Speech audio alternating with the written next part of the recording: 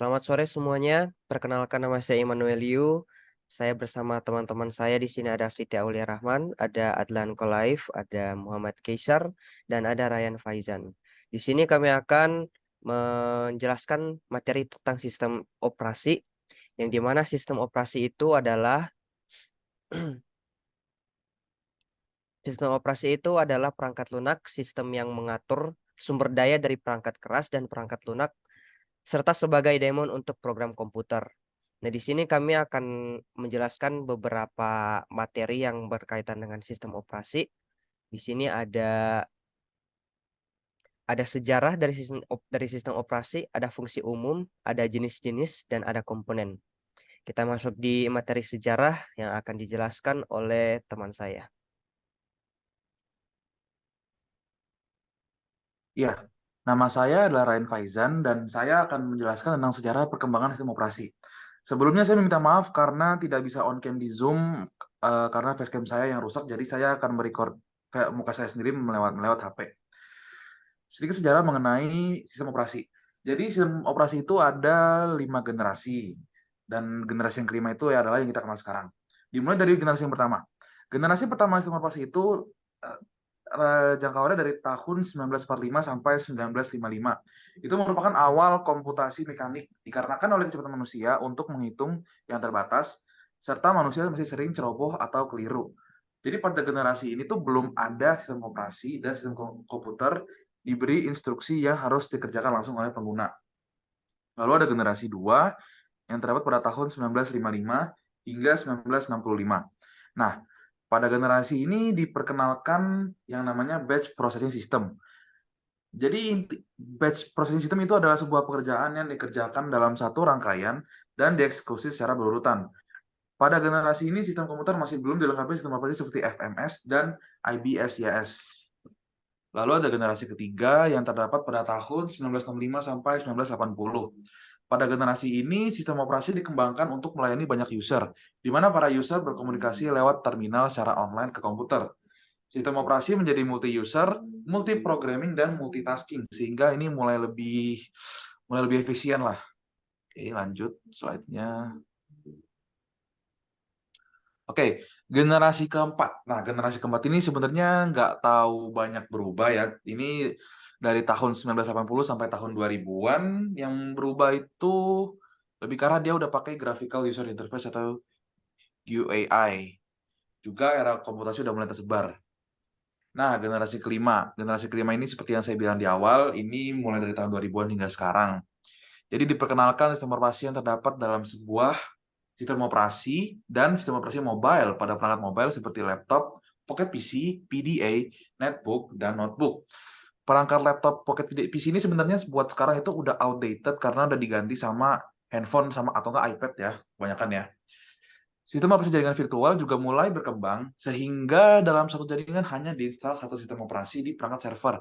Pada generasi ini juga diperkenalkan virtualization system, yaitu satu komputer dapat dikloning secara virtual agar menjadi lebih dari satu komputer yang dapat bekerja sama. Cross-platform operating system dapat menggabungkan dua atau lebih sistem operasi, contohnya adalah Linux dan Windows.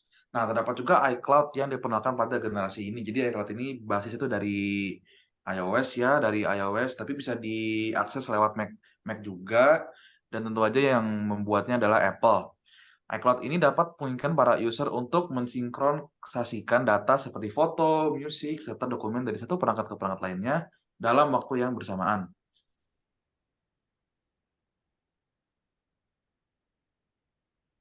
Nah, Nah, ini adalah contoh dari sistem operasi terpopuler. Ini sebenarnya cuma FYI aja. Jadi yang terpopuler itu ada top 3-nya itu ada Windows, Linux, dan macOS.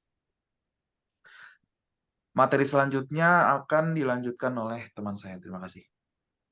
oke. Terima kasih, Ryan, untuk pemaparan materi tentang sejarahnya. Tadi sudah ditampilkan dan juga sudah sedikit dijelaskan oleh Ryan tentang beberapa jenis sistem operasi. Di situ ada yang terpopuler, ada Windows, ada Linux, dan ada Mac OS. Nah, selain dari tiga itu, ada juga beberapa sistem operasi yang dekat dengan kita. Di sini ada Unix, yang dimana Unix ini adalah sistem operasi yang sangat fleksibel dan digunakan secara luas di lingkungan komputasi server dan mainframe. Uh, Varian Unix ini ada banyak. Itu digunakan untuk pengembangan perangkat lunak, keamanan, dan pemrograman.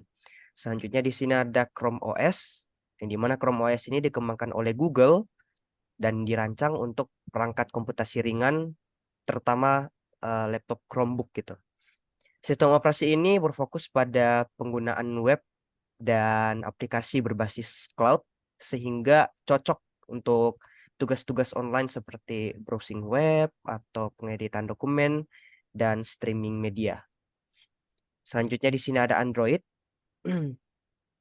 Android ini adalah sistem operasi yang dikembangkan oleh Google untuk perangkat seluler seperti smartphone dan tablet.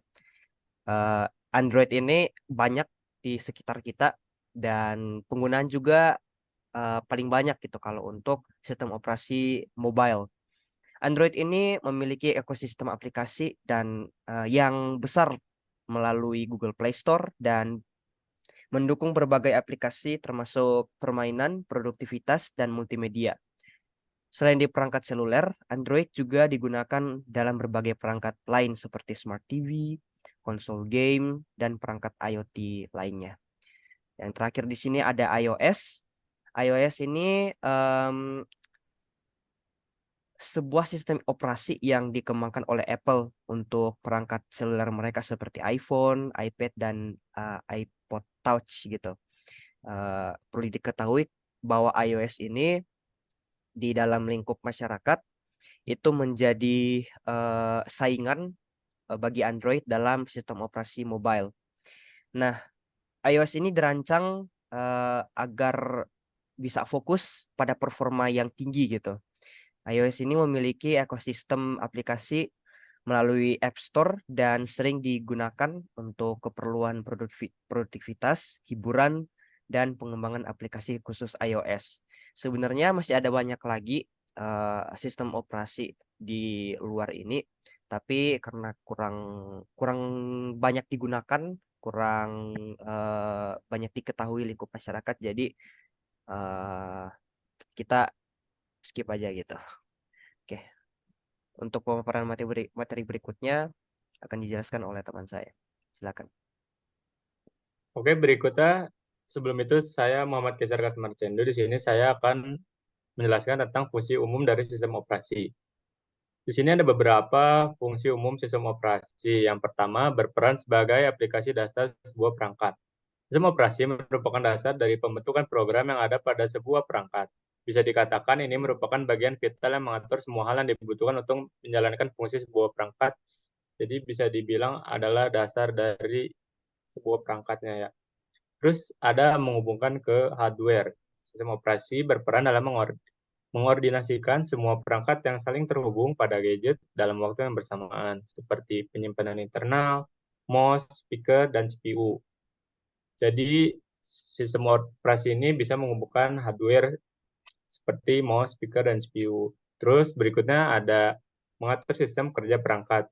Sistem operasi mengatur serta mengontrol semua fungsi perangkat keras yang digunakan, mulai dari CPU, hard disk, memori, dan lain sebagainya. Tentunya sebagai adanya sistem operasi, seluruh perangkat bisa saling bersinergi dan membentuk kesatuan untuk memaksimalkan fungsi sebuah perangkat.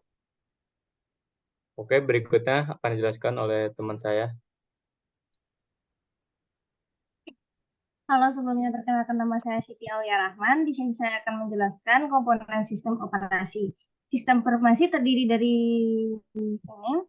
manajemen proses, manajemen memori utama, manajemen file, manajemen sistem I/O, manajemen penyimpanan sekunder, sistem jaringan, sistem proteksi, dan sistem command interpreter. Saya akan menjelaskan bagian dari manajemen proses. Manajemen proses adalah program yang sedang dieksekusi. Sebuah proses memerlukan sumber daya atau resource seperti waktu CPU, memori, file, dan perangkat I/O untuk menyelesaikan tugasnya. Untuk mengatur proses yang ada, sistem operasi bertanggung jawab pada aktivitas yang berhubungan dengan manajemen proses, yaitu Pertama, pembuatan dan penghapusan proses yang dibuat oleh user atau sistem. Dua, menghentikan proses sementara dan melanjutkan proses. Ketiga, menyimpan kelengkapan mekanisme untuk sinkronisasi proses dan komunikasi proses. Selanjutnya, saya akan menjelaskan tentang manajemen memori utama. Manajemen utama atau biasa disebut dengan memori adalah sebuah array besar berukuran word atau byte, di mana setiap array tersebut mempunyai alamat tertentu. Memori adalah penyimpanan yang dapat mengakses data dengan cepat yang digunakan oleh CPU dan perangkat I/O. Untuk mengatur memori, sistem operasi bertanggung jawab pada aktivitas-aktivitas manajemen memori sebagai berikut. 1. Menjaga dan memelihara bagian-bagian memori yang sedang digunakan. 2. Memutuskan proses-proses mana saja yang harus dipanggil. Ketiga, mengalokasikan dan mendealokasikan ruangan memori jika diperlukan. Selanjutnya ada manajemen file. File adalah kumpulan informasi yang sering berhubungan yang sudah didefinisikan oleh pembuatnya atau user. Biasanya file berupa program baik berbentuk source maupun byte. Selanjutnya saya akan menjelaskan tentang manajemen I/O. Sistem informasi bertanggung jawab pada aktivitas I/O merupakan sistem buffering caching antarmuka device driver secara umum. Yang ketiga ada driver untuk device hardware tertentu. Penjelasan komponen sistem informasi berikutnya akan dijelaskan oleh teman saya. Oke, perkenalkan nama saya Adlan. Sini saya akan menjelaskan tentang penyimpanan sekunder. Penyimpanan sekunder dipergunakan untuk backup data karena memori utama bersifat volatile dan terlalu kecil untuk mengakomodasi data yang ada secara permanen. Terus di sini saya akan membacakan beberapa komponen lainnya. Sistem jaringan, kumpulan prosesor yang tidak menggunakan memori atau clock bersama-sama. Lalu ada sistem proteksi untuk mekanisme mengontrol akses oleh program proses atau user data system maupun resource system. Selanjutnya ada sistem command interpreter, program yang membaca perintah berdasarkan tag diterima melalui user atau file. Oke, selanjutnya akan dibacakan oleh teman saya. Oke, sekian dari pemaparan materi kami tentang sistem operasi. Mohon maaf bila ada kata-kata yang kurang dan terima kasih atas perhatiannya.